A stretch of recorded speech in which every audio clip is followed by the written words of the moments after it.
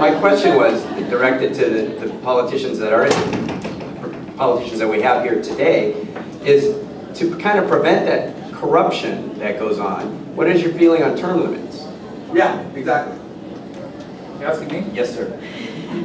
Hey, I'm a product of term limits. I'm there because the person ahead of me was termed out. And so I do believe in term limits. I'll tell you the ones that the length of service that we have right now is not working. 6 years in the assembly and then you're out. And then you can do 8 more in the Senate if you're one of the ones that reaches the triangle. Total of 14 years. Well, maybe a total of 14 years in either house would be better. Because the most productive time is the middle time. It takes 2 or 3 years to develop the relationships, really, the trust, to get a bill passed or to have some credibility about what you're saying with the other side of the aisle. And I will tell you, the last year or 2, you're out looking for your next job, especially in the assembly where you have 6 years. You're spending the last 2 or 3 years trying to position yourself for the LA Board of Supervisors or a congressional race. So I support term limits, but I do not support the present length of terms. Thank you. How do you change that, right? Let me swap here, please. And one more thing. A former member just told me yesterday, he thinks the problem is not with the terms of the legislators. We ought to have a term limit on the leaderships, because it really was an anti-Willie Brown bill that caused term limits. Right. And once we got rid of him, we got rid of a big part of the problem. Right. And so maybe he thought, rather than just saying every legislator had to leave, you just had to have a term limit on the leadership place of power. If we do things like that, do you think that, and all you candidates and stuff like that, I know that one's in and out. It's battery. Let's pass it on. Do you think that we have a real shot at fixing the problems of the state? Sure. I mean, we have to have a real shot at fixing the problems of the state. If we don't think we have a chance, why are we even bothering? Of course, you know, it's hard work, but that doesn't mean that there's nothing we can do. I mean, I think a lot of the problems that we're talking about with corruption and with all of that, it's the easy way out. You know, the easy thing to do is you get to Sacramento or you get to Washington and there's a lobbyist who comes up to you and says, I represent such and such an industry, let me take you out to dinner and I'll tell you how to vote. You know what happens? I'll tell you what happens. Not that I've been elected or anything like that, but I mean, you know, and I've said this before at the earlier conference. Everybody in media, everybody in politics, everyone on the top of the business ladder, they all have an ego.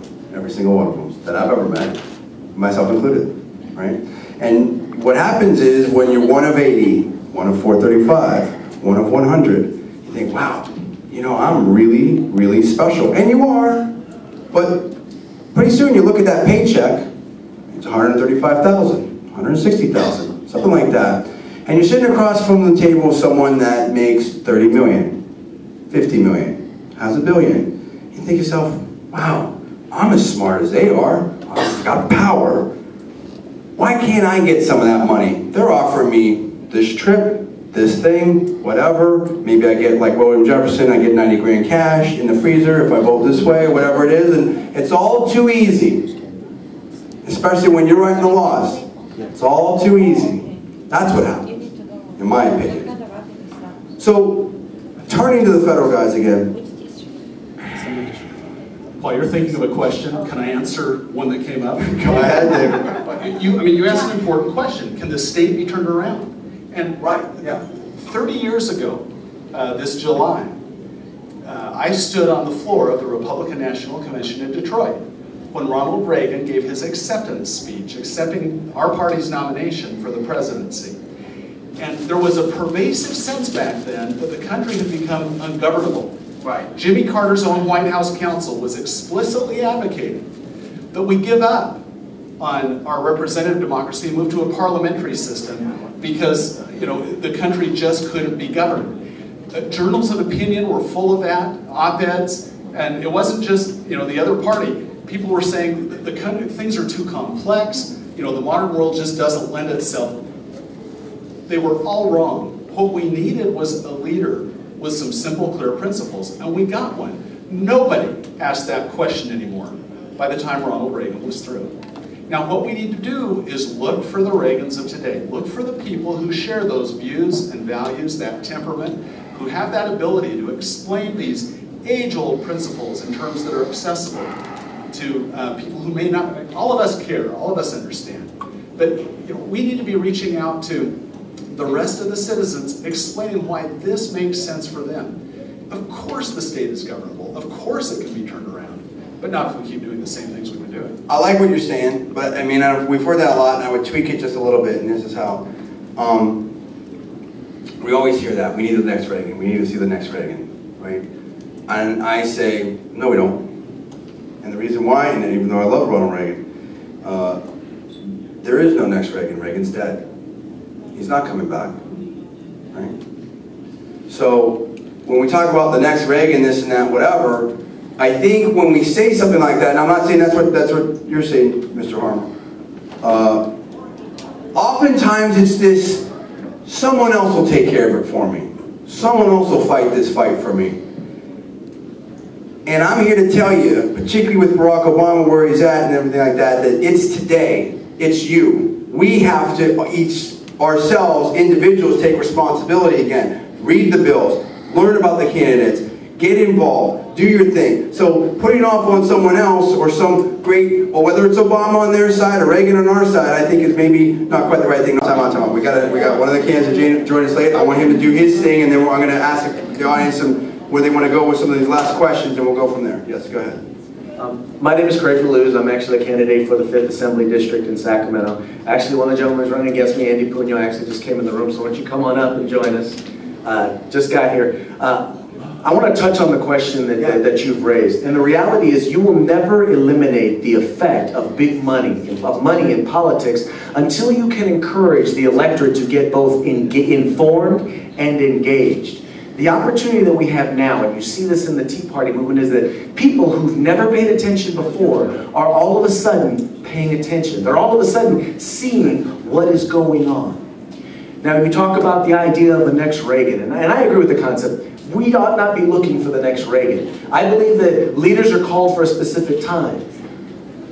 Lincoln was called for his time. Reagan was called for his time. And there will be a different individual with a different calling and a different skill set and ability to communicate that's going to be called for this time.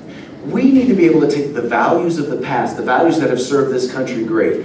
Limited government, lower taxation, free enterprise. We need to put it together with the message or dealing with the issues of today, which is right now, quite frankly, largely jobs, jobs, jobs, limited government. How do we increase the amount of opportunities that Californians or that Americans are going to have? What's your program? What's your program? What would you do for the jobs? Well, the first thing is realize that government doesn't create jobs. Amen. So we have to get out of the economy's way. The most important part of the economy is the consumer. That's us. And we need to start, there can be no business that is too big to fail. There can be no opportunity that is too small. We need to create opportunity by reducing taxation. In particular, if we can't get all of it reduced, we at least need to go after those areas that are going to create jobs. We need to go after small business. We need to go after entrepreneurialism. Additionally, what we need to do is we need to limit the size of regulation. We need to make it easier to be employers in California. A lot of people talk about Republicans are just about business. Well, I have another name for business. They're called employers. And guess what? Employers employ people. And guess what? Employed people pay taxes to pay for liberals' government programs. I've never seen a poor person hire a bunch of people. I've never seen a poor company or bankrupt company hire a bunch of people. You know what I'm saying? How do people get involved in your campaign? Where do they learn more about you? Well, finding me is real easy. You can find me online at craigdeluz.com, craigforassembly.com. I'm on Facebook, I'm on Twitter. Tell you what, just Google my name, Craig DeLuz, and I promise you will find out a lot about me, from people who like me to people who don't like me. And guess what? What you hear will be consistent. I stand for what I mean, and I mean for what I stand. I say what I believe in, and like it or not, I'm going to stand there and I'm going to show up. And I'm going to show up places where Republicans traditionally have not shown up. And by the way, that's how we're going to get the majority one day. Oakland videos are legendary. Okay, thank you very much. Step tight. Yes, sir. Well, thank you. My name is Andy Puno. I literally just pulled up and turned off the engine, so I am making it here. We're here for you, bro. Tell us who you are, what you're running for, and how people get involved in your campaign. Well, my name is Andy Puno. I'm running for the 5th Assembly District, just like Craig is, up in Sacramento. It's kind of a northern county and Placer County suburban district, traditionally held by a Republican, but one that may be on the target list this year. So we're really glad to see some strong candidates running the primary, and we're hoping that November will turn out to be as good as it could possibly be. I am running, in fact, let me just address a preliminary matter. You might recognize I'm the general counsel for the Proposition 8 campaign, and both in getting Proposition 8 passed, and then also Ken Starr and I had to go to the Supreme Court last year to defend the will of the voters on that lawsuit that was filed the morning after the election. So that has really been an amazing experience.